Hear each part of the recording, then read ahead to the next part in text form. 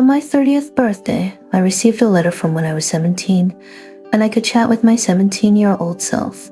He awkwardly asked, "Did we get married in the future?" I said, "Yes." I lied. In fact, he died that summer. While paying the bills, the blind date candidate excused himself to go to the bathroom. His phone on the table lit up a wicked conversation. The message he sent read she has a stable job, and her personality is fine, but she's incredibly average in all aspects, and she's already 30. I think I can do better. I calmly paid the bill for the meal, costing $50 per person. When the blind date returned awkwardly said, "Should I reimburse you?" I walked out after picking up my backpack. Just getting a call from my mother, her voice coming through. "How is this one?" Another civil servant.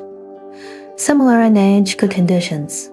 I gripped the phone hard as I navigated through the bustling crowd, passing a cake shop. A staff member was placing an almost expired cake in the special sale area. I didn't say anything, staying silent to express my feeling. My mother's voice escalated. "Out of anxiousness and concern, Sophie, you're turning 30 tomorrow. Could you be a little bit realistic?" Looking up at the sky, I said, "Okay." I brought that almost expired cake home, and it suddenly hit me I was turning 30 after this night. I couldn't stay up until midnight and lit the candle early. I didn't make any wishes, probably because I knew what I wanted would never come true. However, when I opened my eyes, a letter appeared in front of me in the candlelight. It carried the smell of coalescence, and the white envelope read, "For Miss Bella," the handwriting wild and familiar. There was no signature, but my eyelids twitched. I knew who it was. The only illiterate who would call me Bella was probably just one person. I took out the letter paper, and there were only 2 lines. "Miss Bella, I like you. Don't be unappreciates." The date was March 1, 2017. I was in my 2nd year of high school then, and so was he. But I didn't receive this love letter that year. The handwriting was still fresh, like it was just written. It was so cocky, and the words above were hastily crossed out, as if the writer also felt a bit embarrassed. To my surprise, I wasn't afraid. I casually picked up the pen and wrote 2 words at the bottom. "Are you sick?" There was a long pause on the other side, as if he was shocked. A few words emerged hesitantly. "How are you?" I almost thought I was hallucinating, held my breath, and patiently fooled him. "17-year-old Oliver, I am your fairy godmother." He digested this information for a long time before slowly appearing to words, "Are you sick?" I picked up the pen and continued writing, calmly saying, "I really am your fairy godmother. I foresee that you will sprain your foot playing basketball tomorrow. You'd better be careful." He stopped responding after that, clearly disbelieving. I put down the pen with a sense of accomplishment. "Just wait. If you don't listen to your fairy godmother, you'll limp for a month." Bella. Oliver started calling me this from the start when he transferred to our school in the 2nd year of high school. He became famous the moment he arrived, and during the English exam, he sat behind me. He had long peach blossom eyes, and he smiled at me, saying, "Bella." For names were in pinyin form, and this illiterate thought mine was pronounced as Bella. Oliver had long legs, and he could easily kick my chair. I turned my head to see his lashes and stray hair glowing in the light. He asked, "Could you help me out?" I nodded, agreeing without hesitation. When the results came back, I scored 30 points in English. He scored slightly higher, 38 points. I guess his essay was better than mine. After the classes were divided, we unfortunately ended up in the same class due to our poor scores. As he approached me, I felt like the school tyrant was about to hit me, but he stopped in front of me, messed up my hair lightly, and said, "Bella, your English isn't very good. Do you want me to tutor you?" The 38 scorer offering tutoring to the one with 30. He's quite confident. I turned my head away, annoyed. Actually, my grades weren't that bad, but my parents had been going through a lengthy divorce, and I intentionally failed to get their attention, but I failed. Instead, I unintentionally got on Oliver's nerves. Later, Oliver bothered me for quite a long time, calling me Bella for a year. So when no one called me Bella anymore, It felt a bit strange. On the day I turned 30, I didn't do anything, but took a day off and rested at home. A letter was lying in front of me, which I stared at for a long time. The words from yesterday's conversation still lingered. On the Wicket interface, the chat box of the blind date popped up. Would you like to meet again for further chat? I actually feel fine about you. I'm a plan B for him. But I was once someone's top choice. Just as I was about to reply, a sentence appeared on the letter paper. Are you really a fairy godmother? Are you a witch? I sprained my leg. Of course. I knew that year Oliver injured his leg and took advantage of me for half a month. Fetching water, having meals, handing homework, he used Bella to coax me. I stood in front of him then, almost laughing out of anger. You're not going to need my help in the bathroom. Are you? What did Oliver say then? He leaned down, pretending to be weak, his breath warm on my neck. He smirked maliciously. If you're willing, it's not impossible. My 30-year-old self now can still remember how charming his eyebrows were then. I hadn't written anything else when another sentence appeared on the paper. He asked if you're a fairy. Where are you? I can't see you. I gripped the pen tightly and wrote slowly. I'm waiting for you in the distant future. He slowly asked, has Bella become a journalist? I wrote her. Yes. The first lie I told. My dream of journalism died in my first year after graduation. I became a clerical worker in a company whose daily task was to produce meaningless articles. Did I become a police officer? I wrote yes. The second lie. He did not walk towards the future where he was supposed to be. His handwriting could hardly suppress his joy. After a long while, he seriously and awkwardly added, Did I marry Bella? My heart was burning, so the 17-year-old him really liked me. It's a pity that I only truly knew this when I was 30. Suppressing my emotions, I almost trembled as I wrote, yes. After a long time, a few lines of exaggerated words appeared arrogantly. I knew she had feelings for me. I deceived a fool, and I really feel guilty. In March of 17, due to my falling grades, I was standing outside the class teacher's office as a punishment. My teacher called my parents, but none of them answered. The wall across me was covered with pictures of college enrollment, and I read aimlessly. I never thought about which university to go to. As for the future, it was an abstract term that didn't seem reachable to me. Suddenly, Oliver's voice appeared beside my ear. He pointed to one of the university photos and said, I want to go to this police academy. His leg was still injured. I didn't know why he was standing beside me. I wanted to turn my head, but he held the back of my neck, preventing me from moving. His fingertips were cold. You should go to the media university across the street, just by crossing the road. You would make a good journalist. I thought he had seen my preferred major in the previous class and was about to compliment me. Something like I am realistic and daring enough to voice out, but Oliver casually added his reason. You have a nice smile. The school's broadcast was playing a popular song of that year. I think it's called The Wind. I didn't say anything. Just walked along the corridor until I reached a corner when Oliver suddenly called out to me, Bella? I looked back. He was standing in the light. The breeze ruffled his hair and his side profile was shining brilliantly. He asked, Where are you going? I replied irritably, to the bathroom. He looked at me and nodded with a smile. The lyrics at this moment went.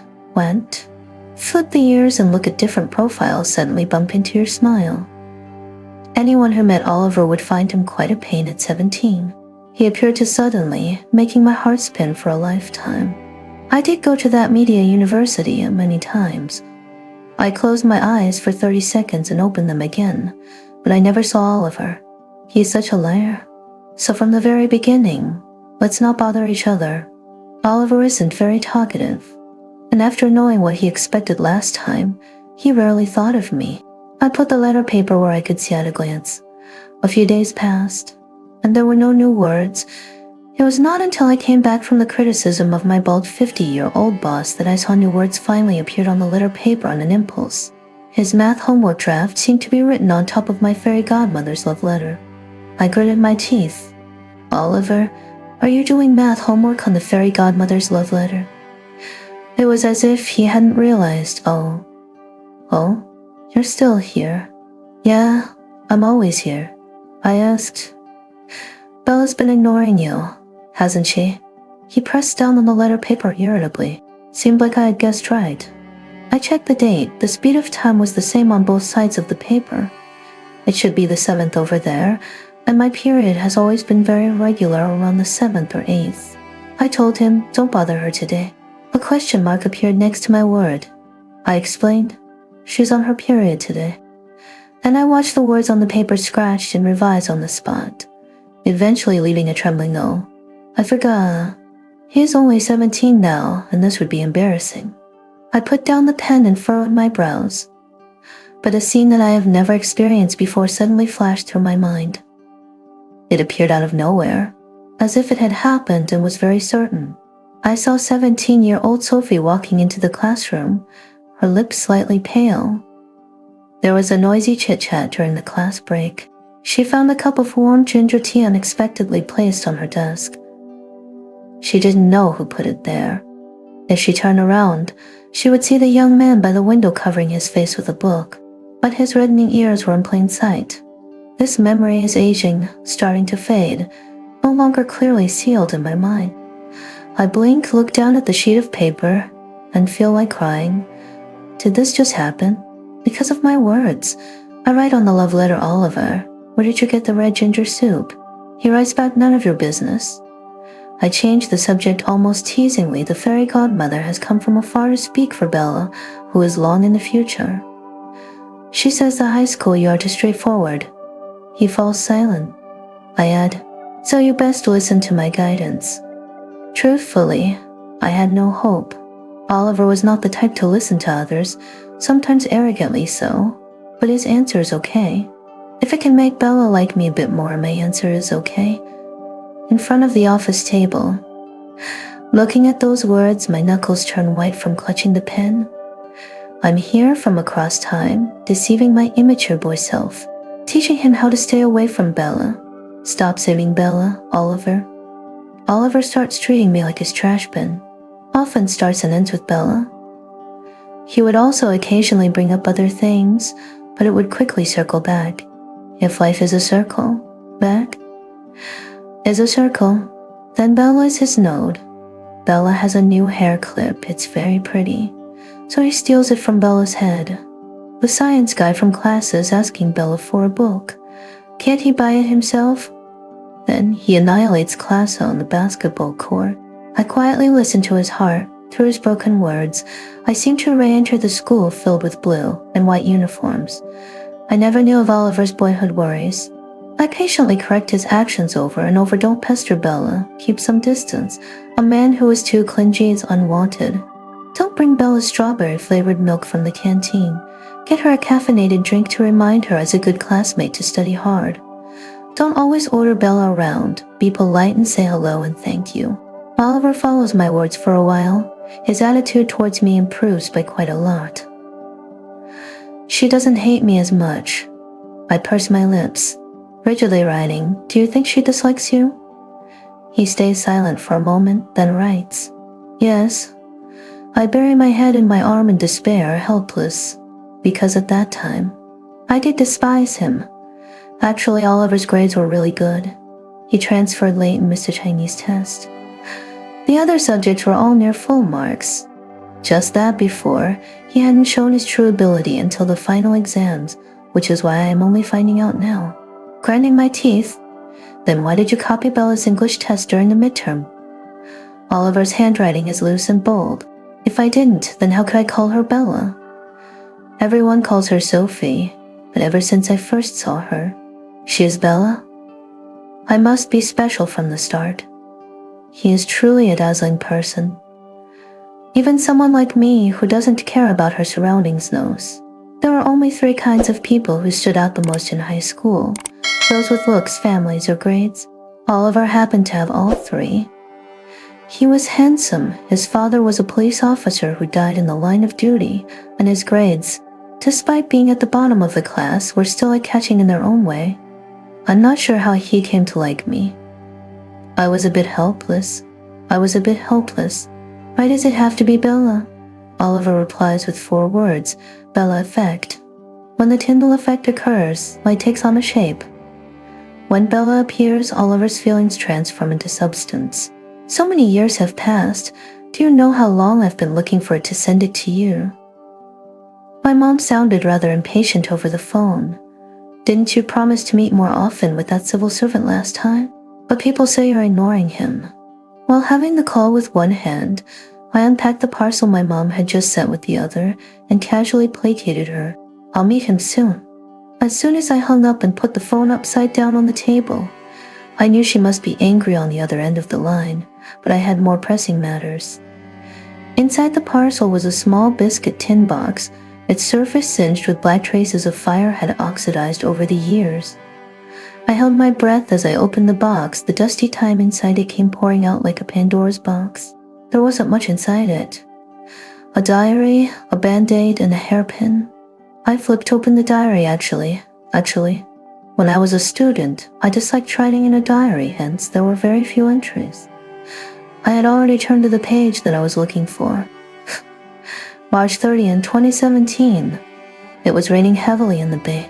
I'm fleeing with Oliver. Now that more than a decade has passed, so many scenes that I thought I could remember for a lifetime were completely forgotten within 3 to 5 years. But when I closed my eyes, I remembered very clearly. I was a kid nobody wanted, and I was dimly aware of this fact at a very young age. I detested all radiant people, including the annoying Oliver, because they looked so worthy of love. That day was a Friday, and I returned home much earlier than the end of school hours, because my parents finally finalized their divorce. I felt somewhat relieved, but neither of them wanted me. As I leaned on the sofa, listening to my parents shirk responsibility to each other, my dad said that it was more convenient for a girl to stay with her mother, and my mom said that it was impossible because she was in a bad financial situation. The door was left open, and the neighbors were eagerly eavesdropping. At that time, I was thinking, why isn't it raining? I wish a downpour could drown me. I closed my eyes and started counting. If I opened them after 30 seconds, maybe the scene would change?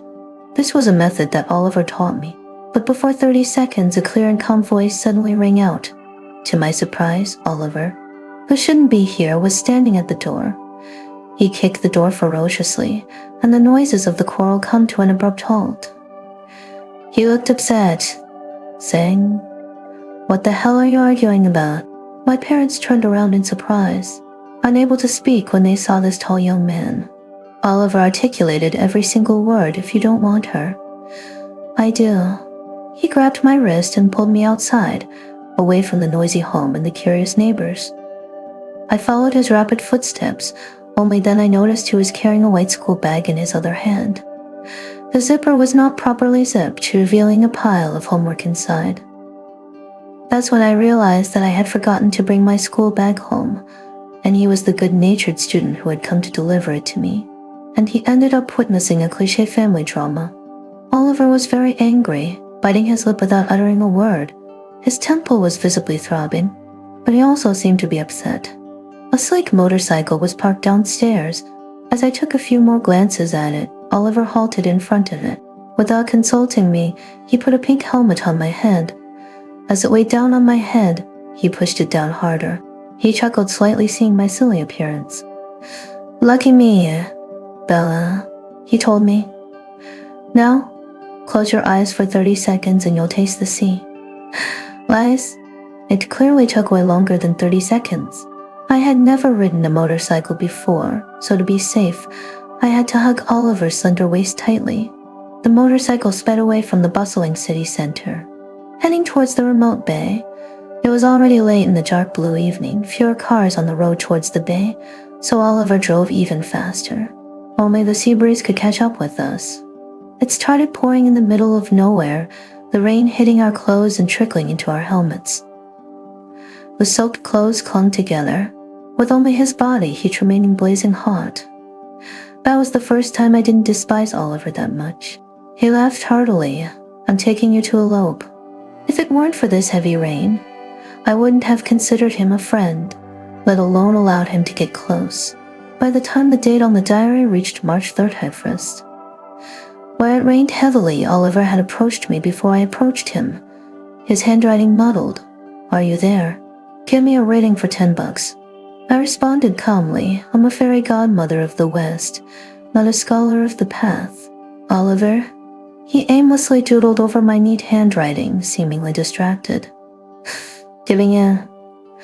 I asked, "All right, what should I predict?" "Calculate the odds of me finding her." Feeling confused, I could almost imagine him clicking his tongue disappointedly on the other side. "It's only noon, and she just rushed home without even bringing her backpack. I'll feel terrible knowing she hasn't done much homework. That's why I plan on skipping class to bring her the assignments. Please give Sophie at 17 my thanks for your enthusiasm." He nonchalantly replied, "Just don't know where she lives. No one in class does. I only know she takes the number 1 bus each time.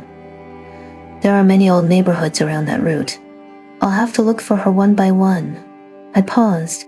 I never knew that's how he came to meet me that night. No wonder he said he was fortunate. "I just drew a fortune for you. Walk along the U South Road in the east of the city, and you'll see her." Skeptical, he asked, "Really? My house was in the west, and your South Road was in the east. There was no chance you would bump into me there." "Oliver, I drew another fortune. You will not find her this time." Feeling a bit guilty at not wishing for him to notice, I quickly wrote, "Really? When did I ever deceive you?" I stared at the paper for a long time. No new ink smeared it. It seemed he believed me. Overcome by fatigue, I went to bed straight away. Dreams wove in and out of my sleep, old memories slowly being erased as new ones replaced them. That night, the night of March 30th, 2017, I failed to meet Oliver. I sat on the sofa, listening to the argument, and a belated rainstorm appeared.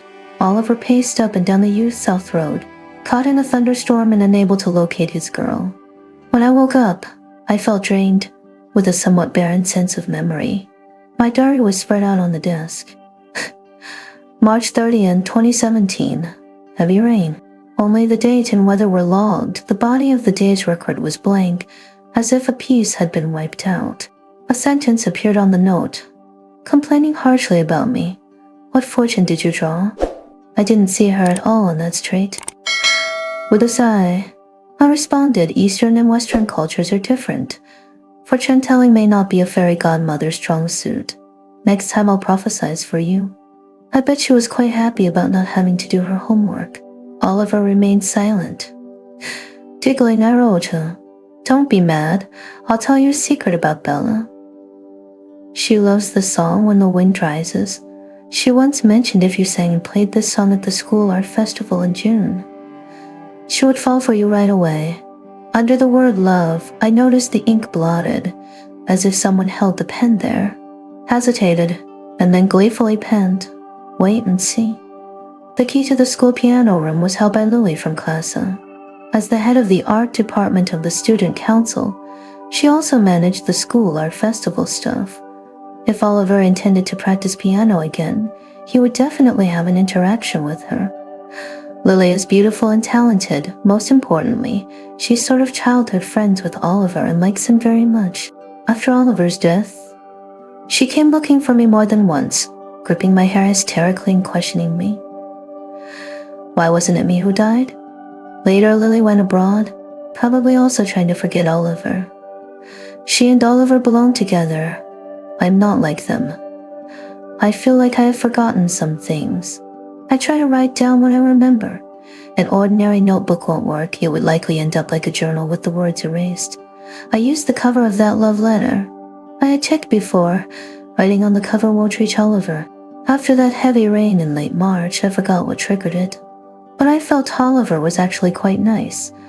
I no longer resisted his touches, tentatively including him in the realm of friends. My parents eventually divorced. I went with my father. My mother swiftly moved away from the city after escaping the failed marriage. Due to my father's work, I was left with my uncle's family for a while. I protested, but he didn't care. My uncle has a cousin, Alex. Alan? who attends a prestigious university, yet somehow ended up taking a break at home. My aunt spoils him rotten. When my father left me there, it was under the pretense of me learning from my cousin Alex and improving my lackluster grades. Alex started tutoring me. He wore glasses and always had a gentle smile. He was even more responsible than my parents, even picking me up from school because, according to him, it's unsafe for a girl to walk at night. Oliver saw him waiting for me at the school gate once, pulled me over by my backpack, draped an arm lazily over my shoulder, and asked with an insinuating glance at Alex, "Bella, who's this guy?" Alex adjusted his glasses and responded calmly with a smile. "I'm Sophie's cousin, Alex." Oliver relaxed. Back then, a certain incident hadn't happened. Things were generally warm and soft. Oliver was my only, very special friend, annoying but bearable. Before his basketball matches, he would force me to sit at the front row, purposely throwing his jacket over my head. It smelled of clean soap. He was tall and noticeable, with always a group of people around him, yet he always liked to yell Bella from afar just to show off his distinctiveness. I started looking up at journalism college, but the computer screen stayed on the police academy next to it. Lily, his childhood friend, once came to warn me, "Oliver just pities you. He has a lot of friends and is kind to everyone. Don't overthink it." I just shrugged because, until she brought it up, I never even thought in that direction. These things all happened in April of that year, beautiful as floating willow catkins in spring. But at 30, I just hope Oliver is getting on well, so it's worth it to change the only good memory left in April. At my instigation. In the time space at the other end of the letter, Oliver started practicing that song, had to contact Lily for various reasons, and rumors started spreading in our grade about them. When Oliver complained to me, I was having dinner with my last blind date. He sat across me, eating the roast meat with an oily mouth. I partially covered the letter beside me. I couldn't explain why I carried the love letter around. "Maybe I just don't want to miss any of his words," Oliver wrote irritably. "People in our grade are gossiping about Lily and me. I think Bella would be unhappy after hearing this." Chewing on my pen, I replied, "But isn't Lily very pretty? It would be much easier to like Lily." He paused for quite a while, then wrote back almost calmly. "Do you want me to like Lily?" I ticked to indicate my agreement. Only after sweeping through the food on the table, my blind date finally looked up and asked curiously, "What are you scribbling there?" I brushed it off as work-related. With a discontented grumble, he asked seemingly casually, "How much is the dowry in your place?" Without skipping a beat, I blurted out the answer, "1 motorcycle." Speaking out, not only he, even I was stunned. I didn't know why I would mention the word motorcycle. I searched my memory and could not find any related information. Finally, I just brushed it off as a slip of the tongue. Unexpectedly, my blind date was quite pleased. Perhaps in his eyes, a motorcycle was much cheaper than the 80,000 bride price. I bowed my head and unconsciously looked at the letter paper. The new handwriting was already quietly lying there for a long time. 17-year-old Oliver asked, "Is the future Bella happy?" Actually, Oliver never explored the future between him and Bella, except for the first time he had received a satisfactory answer. According to his words, he would walk into Bella's future by himself. The 30-year-old me answered him, "She's very happy. She's very happy to cross time and space to meet you again." Oliver and Lily were getting closer and closer, and everyone thought they were naturally together. Oliver no longer talked to me about Bella's matters. There was no exclusive position for Bella when he played basketball, no longer advising Bella to go to which university, and he didn't bother Bella anymore. His writing became less and less, as if he was tired of the fairy godmother that suddenly appeared on the paper. This letter paper is quite special. It only has 1 page, and after it is filled up, it automatically renews and erases the writings, turning into a brand new piece of blank paper. But Oliver's initial sentence instantly, "Bella, I like you. Don't be unappreciated," always remained on the first line. But after a quick scan of the new dialogues, the name that appeared the most on the page was Lily. Lily complained to my mom that I always bully classmates. Please, I only bullied Bella. Lily is very annoying. I asked her what kind of things girls like. She sent me a link to her shopping cart. When I practice piano, Lily insists on being there. I can't get rid of her. April of the year 17 went by quickly.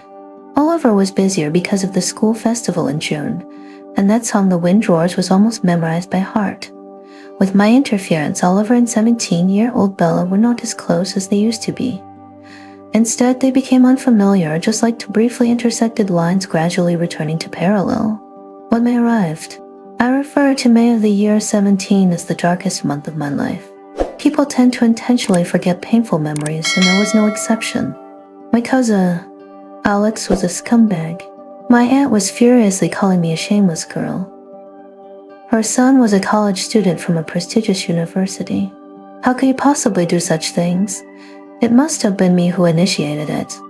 My uncle, teary-eyed, tried to persuade me, saying we're a family. My cousin was always nice to me when we were young. He was just drunk. My dad came back and smoked a lot. He and my mom reached an agreement. Their final response was Sophie. Let it go. Girls need to protect their reputation. Your name is to go with the flow. Well, you will just have to tolerate such things. Only Oliver asked me, what did you do wrong? My cousin would often come into my room under the pretense of tutoring me, and then my undergarments started to go missing. I had called my mom. She blamed it on my habit of being disorganized.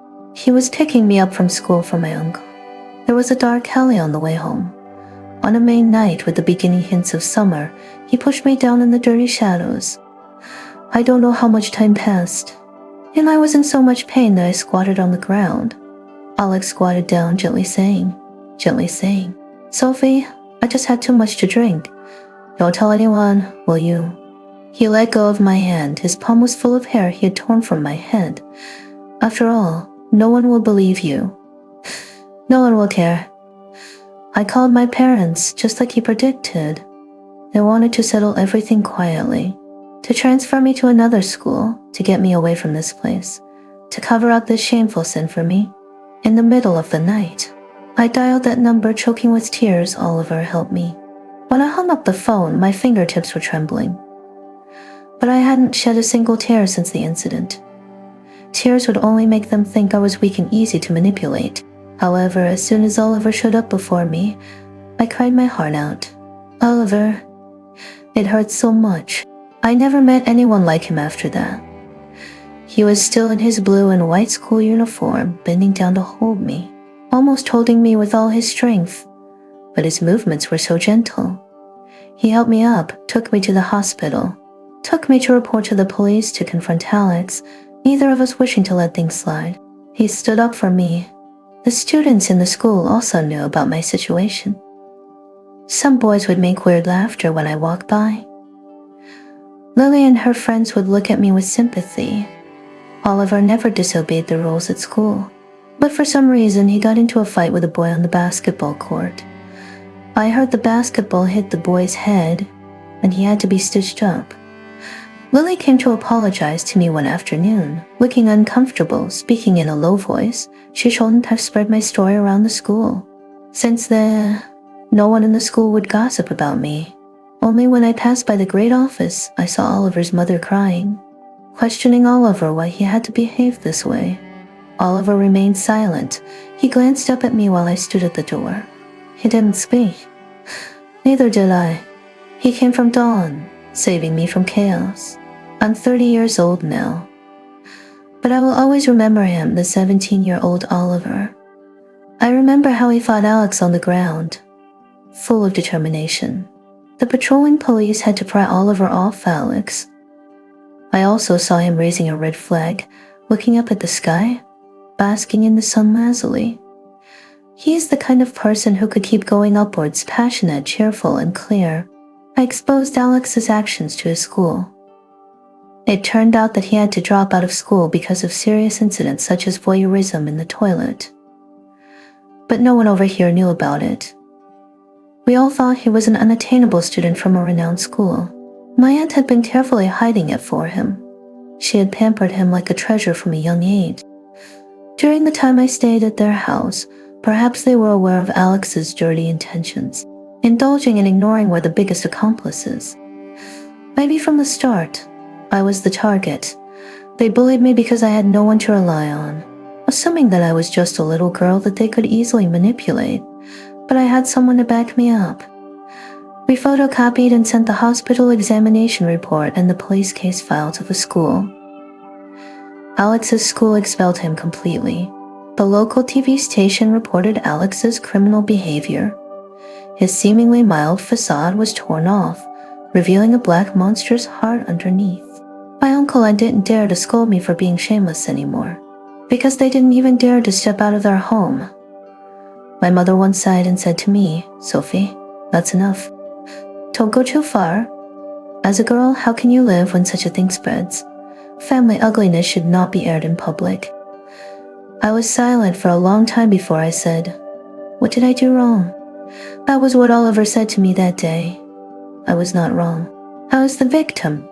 Someone was walking with me on the path to seek justice. That's all.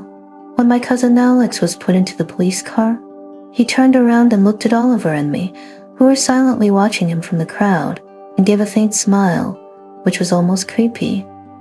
It was much later that I realized what this smile meant. My cousin has always been a very intelligent person, almost scoring full marks in physics and chemistry in high school, and got into a university everyone envied. His major was related to circuits. In June, everything was peaceful. The cicadas started singing. I thought Oliver and I were heading into a grand summer together. But then, a fire caused by a short circuit happened. After I moved out from Alex's home, I moved into my dad's old place. My mom wanted to stay with me, but I got annoyed every time I saw her worried and sighing mouth. So in the end,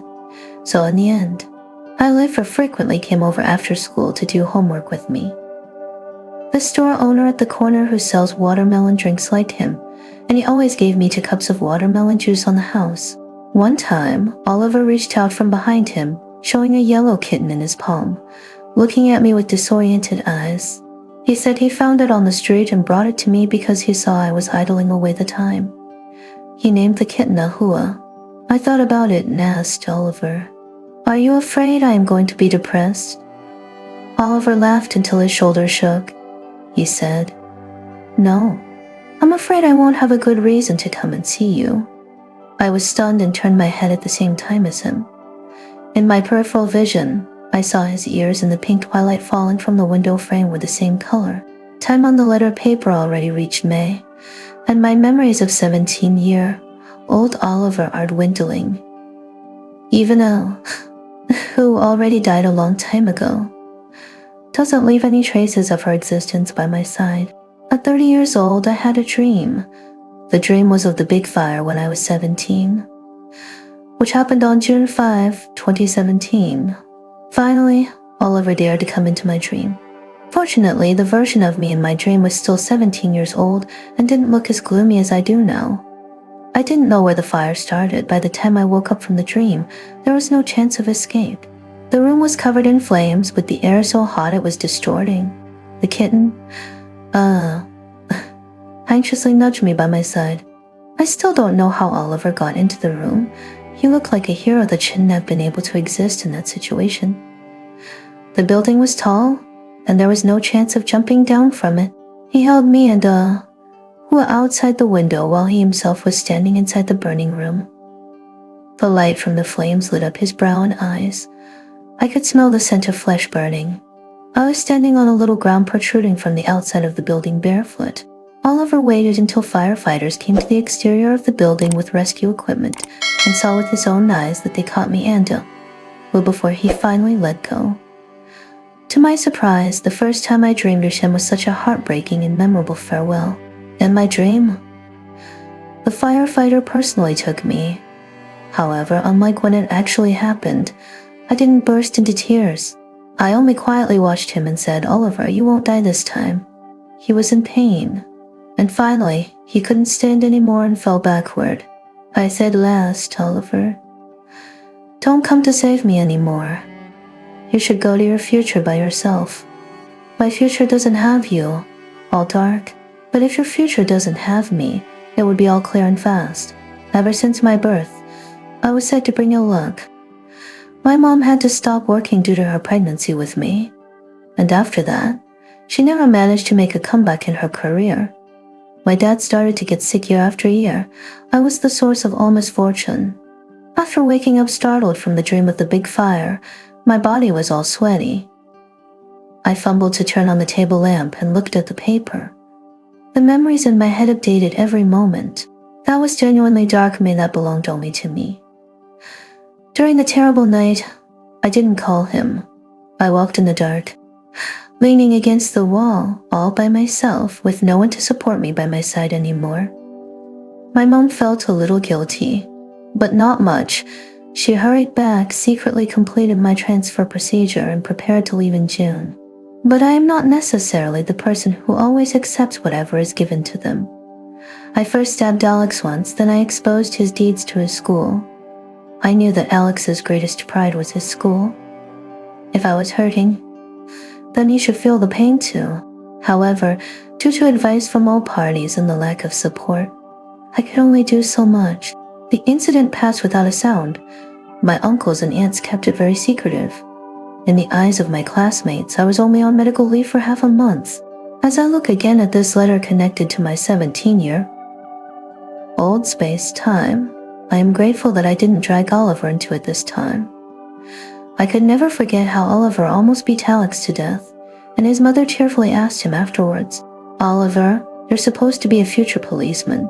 How could you end up with the same type of records as a thug?" With no place to voice for him, I could only cry silently in a corner.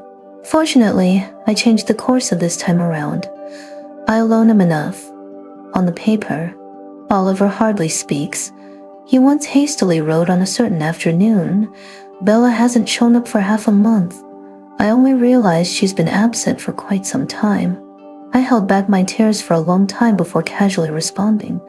"Her cousin in the neighboring city is getting married, and she has to be the bridesmaid, so she went to help prepare for the wedding." Oliver was silent for a while, and then casually wrote an acceptance a wedding, Our conversation stopped there. Oliver may not remember our conversation started from him asking if his future self would marry Bella. Until now, he is not so concerned about Bella anymore. Oliver at 17. He only needs a little guidance to get back on track.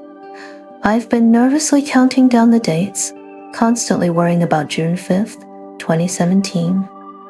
Even though I knew the fire probably wouldn't happen again, and Oliver would not be going to Bella's house, because on the night the fire was originally happening, there was a campus cultural evening. Oliver's planned piano solo The Wind Rises was in the program. He certainly won't miss it. But I'm still uneasy, like the darkest hour before dawn. I took initiative to write on the note, carefully asked, just asking, "Is your performance preparing well? Will you be going up?" After waiting for a long time, I got a response. "Of course, I've practiced for a long time. It would be a waste if I didn't perform." I finally let go, calmly accepting that Oliver chose to perform not because of Bella, but because he simply did not want to waste his time and efforts. He didn't even ask why Bella was not there. On that day, I took a day off and stayed quietly at home with the windows wide open, the white gauze curtains flowing in the breeze. I quietly awaited my ending, either death or abandonment by Oliver. Either way, it makes little difference to me, but I am truly happy. Oliver, I want to see you alive more than anyone, always under the sun. I fell asleep suddenly on the sofa, like plunging into a vortex of time. I had another dream, or perhaps it's not a dream, but something that's really happening. I saw the fire restart in my house in my dream. I was helpless and there was no Ahua by my side. I was desperate and crying, but was enveloped in a clean embrace. Oliver is just a somewhat unfamiliar classmate to the 17-year-old Bella. But he still came. Oliver lifted me out the window. Instead of the blue and white school uniform, he was in the black suit he wore for the show. The hot wind was scorching. He entered it bravely, still smiling despite the pain. He said, "Bella, don't be afraid. The fire rescue department will arrive soon." He said, "A person kept blocking me from seeing you. I broke through her obstacles. She made me unavailable today, so I guess you were in trouble. As expected, it's good I came. I saw his black hair being scorched in the fire. Oliver said, "Do you want to hear The Wind Rises? You should really like it." The song he prepared for 2 months was now sung under the pain of scorching flames, his voice trembling. In extreme pain, yet he is full of tenderness. The evening wind stirs your hair at the temples, smoothing the scars left by memories. Your eyes are a mix of light and dark. Love can make flowers bloom. As I was handed over to the firefighter by him, I suddenly burst into tears. Bella, being only 17, couldn't figure out why she was so sad. She had a premonition, even at the age of 30, or when she was aged and had white hair. The scars in her heart couldn't be smoothed over. How can I smooth over the pain without you? The moment Oliver fell backward into the fire, he shouted with all his strength, "Go on. Go to your future. Hello, Bella." Goodbye, Bella. I woke from a deep dream. The corner of the paper on the table stirred by the wind. I approached slowly, a tremendous sadness assaulting me, almost buckling my knees. I felt a myriad of memories flutter through my heart, forgotten memories and new ones surfacing all at once, offering me a moment of epiphany. I saw all the other traces on the letter paper had been erased. Only the opening sentence that had always been there, "Bella, I like you, don't be unappreciated," remained. The wind kept flipping the pages of the letter, revealing the writing on the back. I trembled as I turned it over. The back of the letter was a pencil sketch of a side face, the girl turning her head in the corridor, her hair blown by the wind, her eyebrows a nice green, just like Bella at 17. Underneath it wrote in a calligraphy style, "My dear, my beloved Bella, you wouldn't seriously think that I could nice you, would you?" In an instant, I understood Oliver's meaning. "Bella, you wouldn't really think that I could nice your handwriting and tone of voice, would you?" Very cocky, very small. I bent down, tears streaming down my face. "Oliver, you lied to me. You never liked Lily. You've been lying to me all along. You knew how disappointed I would be in the future, didn't you? That's why you acted according to my words." On the cover of the letter, there was also the original timeline I wrote down in case I forgot. 2017, February 17, February. Met Oliver, he was very annoying. March escaped to the seaside with Oliver.